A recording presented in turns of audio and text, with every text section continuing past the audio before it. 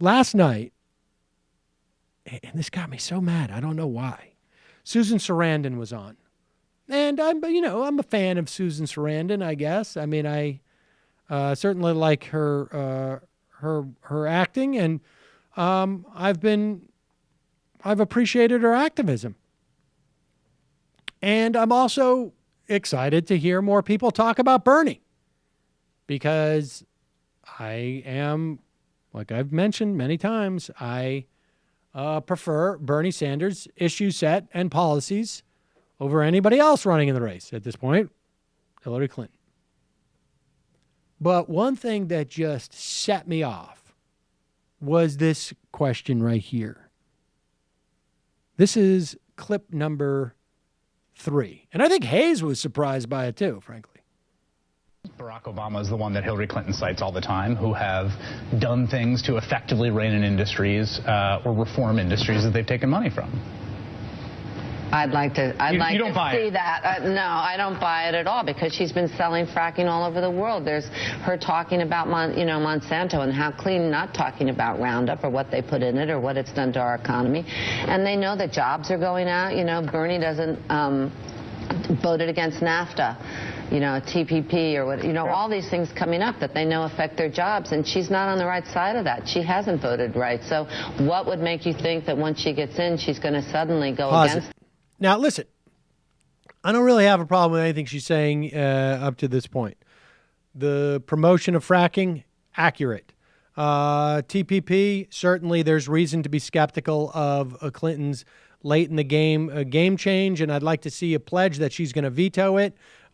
She was supportive of NAFTA, and I don't know her relationship with Monsanto, but I have a real problem with a company owning the type of assets and the amount of assets, frankly, that company owns. I don't want a single company to corner our food supply. I have that. It's problematic. I don't want them to be, getting to the point where they're, I don't know, sponsoring my body parts. I got to send them, 0.003 cents every time I take a poop. But it is after, it's not her assessment of Clinton that bothers me. It is this. The people that have given her millions and millions of dollars. I think that's being incredibly naive and egotistical to think suddenly she's going to see the right, Right, but isn't the question always in an election about choices, right? I mean, I think a lot of people think to themselves, well, if it's Donald Trump and Hillary Clinton, and I think Bernie Sanders probably would think I think Bernie would probably encourage people because he doesn't have any ego in this thing. But I think a lot of people are sorry. I just can't bring myself to do that. How about you personally? I don't know. I'm going to see what happens. Really? Really. I cannot believe that as you're watching the ride. Well, Donald some Trump people feel Donald Trump will bring the revolution immediately. If he gets in, then things will really, Oh, you're saying the Leninist model of heighten the contradictions? Yeah. Some people feel that. Don't you think that's dangerous? I think that what's going on now, if you think that it's pragmatic to shore up the status quo right now, then you're not in touch with the status quo. The status quo is not working, and I think it's dangerous to think that we can continue the way we are with a militarized police force, with privatized, with the death penalty, with a low minimum wage, with threats to women's rights, and think that you can't do something huge to turn that around, because the country is not in good shape. If you're in the middle class, it's disappearing. And you look, if you want to go see Michael Moore's documentary, you'll see it's pretty funny. All right, we can stop it there, because the point is that the idea that electing Donald Trump is going to bring about the revolution immediately, what the F does that even mean? Like, honestly, I want to know literally what the hell she's talking about. Is there anybody out there who's saying that the moment he gets elected, or the moment he takes office, or let's just give her the benefit of the doubt, immediately 6 months after he takes office, a year after he takes office, that people are going to do what exactly? They're going to storm the White House? They're going to exile him to some other country? We're going to ship him up to Canada? What exactly does that mean? Immediately bring about the revolution. What the I mean, honestly, this is one of the most irresponsible things I've ever heard. One of the most sort of unthinking, unthoughtful, stupid, moronic things I've ever heard. If you believe that there's a revolution that's going to come the moment that we elect Donald Trump, I want to hear about exactly how this happens. Are you going to go and take the guns from those folks down the street, and you're going to go to the White House and overthrow Trump? Or is the idea that after 4 years of Donald Trump doing things like appointing Supreme Court justices who are going to pick up on that one Friedrich case, let's just say, and basically outlaw public sector unions, when they take away health insurance for people on Medicaid? Why not get rid of Medicaid? I mean, Donald Trump says he's not going to, but he also says he's going to appoint some heritage suggested justices. I mean, what is it? Janice Brown? Is that her name? On what's circuit court? I can't remember. She thinks that all that stuff is unconstitutional. I mean, how exactly does this work? So people are going to come out and vote against Donald Trump after he makes things so bad. What's he going to do? Like increase income inequality to the point where you really can't believe it? Like it's going to be 5 times as worse as it is now? That's what's going to get everybody to vote against Donald Trump and put, I don't know, Seamus Awant in, I guess? I mean, how does this happen? What is the revolution? I want to know what the revolution, if you think that Donald Trump is going to bring about a revolution, I want to hear exactly how that happened. Just even broadly speaking. You don't have to tell me which armed force is going to overthrow Donald Trump. And are we going to take over the Congress too? And the Senate? In a revolution? What do we do? Do we hang the Supreme Court justices? Do famous celebrities, do they get to keep their multiple homes? I'm just curious. I want to know.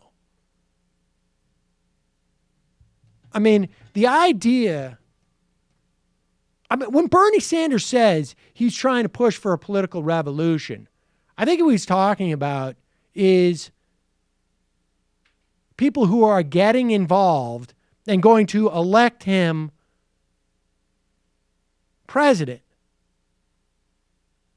and that he's going to attempt to impact things. But we know he's going to have limited impact at the beginning because we've got to deal with Congress and whatnot. But I mean, what does that mean? The revolution's going to come immediately. I mean, so people are going to vote for Trump. They're going to vote for Trump, and then they're going to get so mad that they voted for Trump that they're going to decide that I made a big mistake. I should vote for Sherrod Brown next time around. I mean, what does this mean? I think these comments didn't make me as pissed off as they did for you, but I just think that the most basic point is that, and the closest analog I could think is that people said, if I recall correctly, some similar things around Bush, and this is why it didn't matter, Bush or Gore, and potentially if you have Bush in there, things get even worse, so there's a strong counter reaction to it. I've heard these types of arguments before. And the thing is that has never worked. It didn't work. Mean, that's the point. And it's that's the such point. We have recent history. Exactly. It's living history. Exactly. The baseline just got lower. And all of the things that people don't like that Obama did, whether it was global drone policy or carrying on renditions and all the rest, that was because the bar was set by Bush.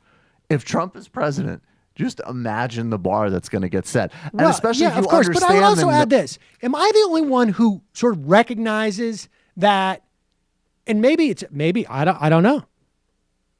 But I can tell you what happened during the 8 years of Bush versus the 8 years of Obama. And maybe I'm sure there are other factors at play here, right? Because we are now 22 years out, 25 years out from the fall of the Berlin Wall and the failure of the Soviet Union. And so you have people who were not even alive with the idea of the evil empire. And so the further you get away from that, the more space there is for leftist politics. But I can tell you that this country has moved more to the left under Obama than it did under George Bush. Definitely. And I just don't know where people are getting this theory that if we elect Donald Trump, there's going to be some type of major backlash. I got news for you.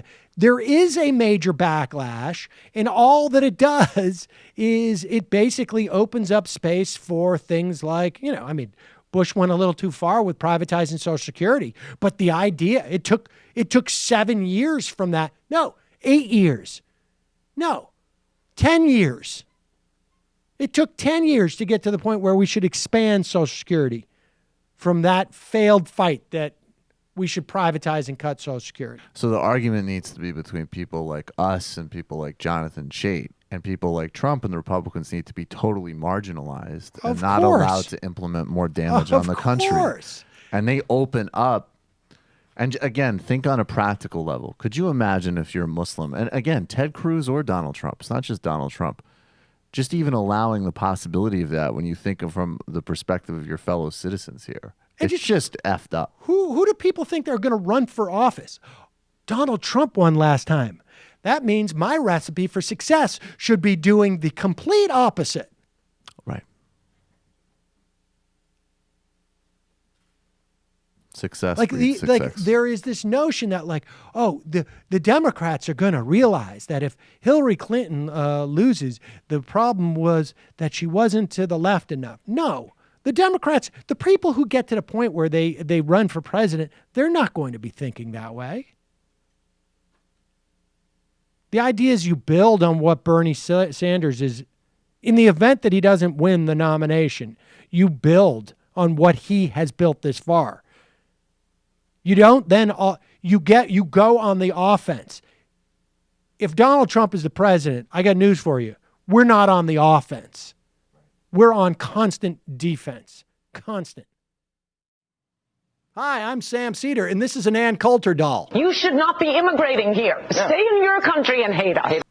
For smart progressive talk and a little bit of this and even a little bit of that.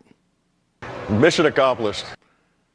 Subscribe to our podcast, subscribe to our YouTube channel, and like us on Facebook to get some of our best video clips.